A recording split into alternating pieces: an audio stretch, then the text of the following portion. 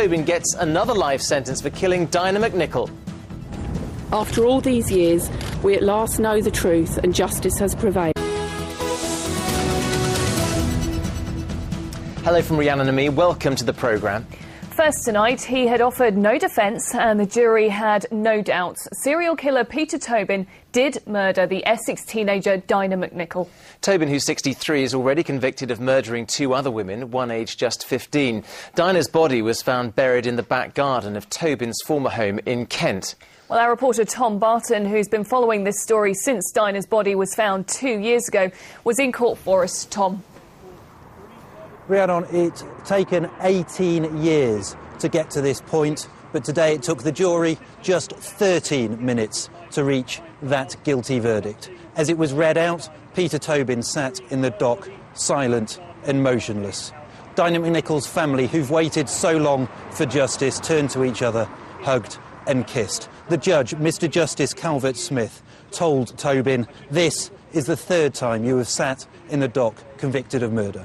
On all three occasions, the evidence against you has been overwhelming." He killed and killed and killed again.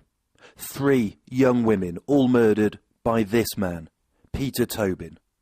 Today convicted of killing 18-year-old Dinah McNichol from Tillingham in Essex. After all these years, we at last know the truth and justice has prevailed. We would like to offer our condolences and sympathy to the families of his other victims. We would now like to put the trial behind us and remember Dinah as the unique and inspiring daughter, sister, niece, auntie and friend that she was. It was the summer of 1991. Dinah had just taken her A-level exams and was celebrating by visiting this music festival at Liphook in Hampshire. She began hitchhiking home with a male friend. He got out of the car at junction 8 of the M25 and left her alone with the driver. No one who knew Dinah ever saw her again.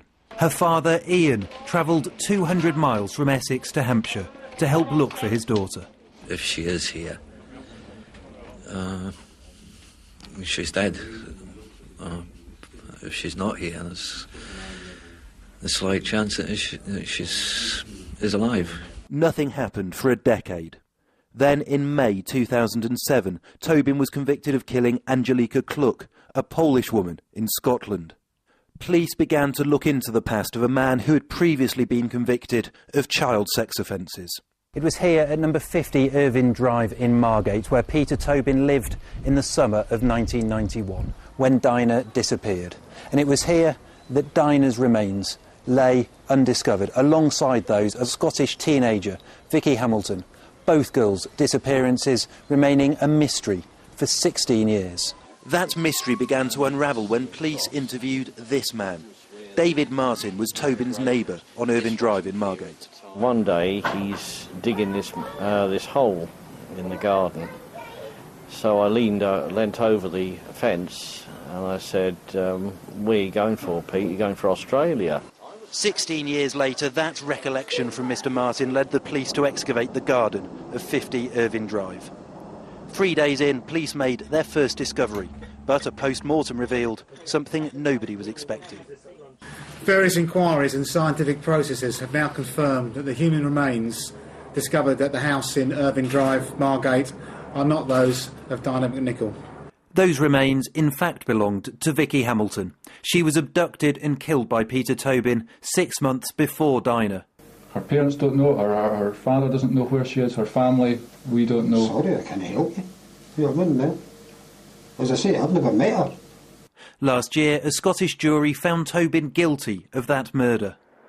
2 days later, police made another discovery at what was now being dubbed the House of Horrors. I was with Ian McNichol when we heard the news from Essex Police. Literally in the last hour or so, the police they did a press conference where they said that they have definitely found some more remains. They haven't identified them yet, but there are definitely some more remains. Oh, be Dinah. If they've said that, please be Dinah and get us out of this. Those remains were Dinah's, and now, 2 years later, a jury has found Tobin guilty of her murder. This isn't the first one at all. And I also know that pretty much most of the time since me stopping seeing him and Angelica Cluck, he's been in prison. So there has to have been, I think, murders before, which means I'm even luckier to be here. As Peter Tobin left Chelmsford Crown Court for Belmarsh Jail in a prison van, police released these pictures of jewellery found in his possession. The question now, are there more victims? Let's head back to Tom now for the answer to that question. Tom, you've been following this case right from the very start. Tell us more about this line now that there could be other potential victims this evening. Well, Jonathan, as you heard in my report there, police have tonight released those pictures of jewellery. We know that jewellery was in possession of Peter Tobin at some point between 1991 and 2006. The police want anyone who can help them identify that jewellery, anyone who knows any of those pieces, to come forward. Now, Tobin at the moment isn't being linked to any specific crimes, but one senior police officer from Essex Police who I've spoken to, who was involved in this case, has told me he wouldn't be surprised if Tobin had killed other women. Now, Tobin is tonight beginning a lifetime behind bars. The judge has said he will never be released. Tom, thank you. Now, next tonight, we've all felt those temperatures drop over the last few days, and if you've been out and about today, well, you might even have seen a bit of snow. I did this morning. Did you? I didn't quite get that bit. But anyway, with severe weather warnings issued for Thursday and Friday, preparations are in place to deal with the worst the weather can throw at us. So, will the region be ready? Victoria Webb's been finding out. Wintry scenes in Dunstable this morning, and in Cambridge, like other areas, plenty of people started their day scraping ice off the windscreens. With temperatures dropping below freezing and more snow forecast for the coming days, the police are advising us to take it easy on the roads. Just travelling that little bit slower and leaving a little bit more distance between you and the vehicle in front to enable you to cope if something does happen suddenly. You need to make sure that your windscreens and your windows are clear in the mornings so that you can see where you're going, and leave that little bit extra time for your journey. At Springfield in Chelmsford, where 14 gritters are based, they're keeping a close eye on the forecast. Any sign of temperatures dropping below zero, and drivers will begin their rounds.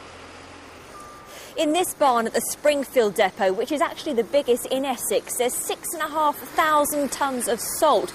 Now, around 1,800 miles of major roads had to be treated in Essex. That's about 40% of the county's network.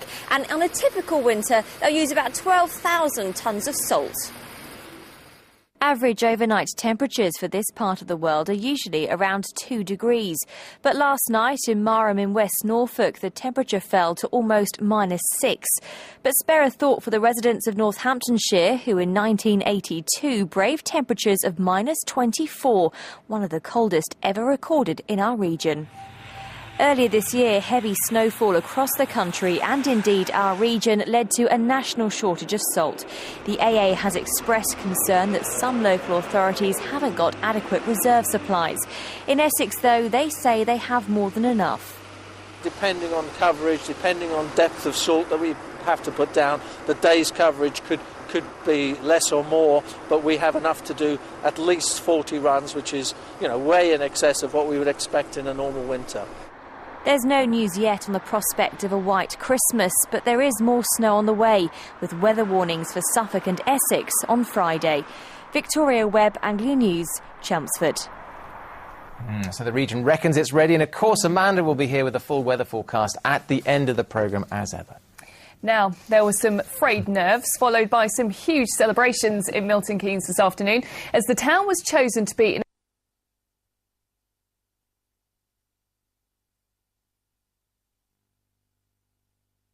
with weather warnings for Suffolk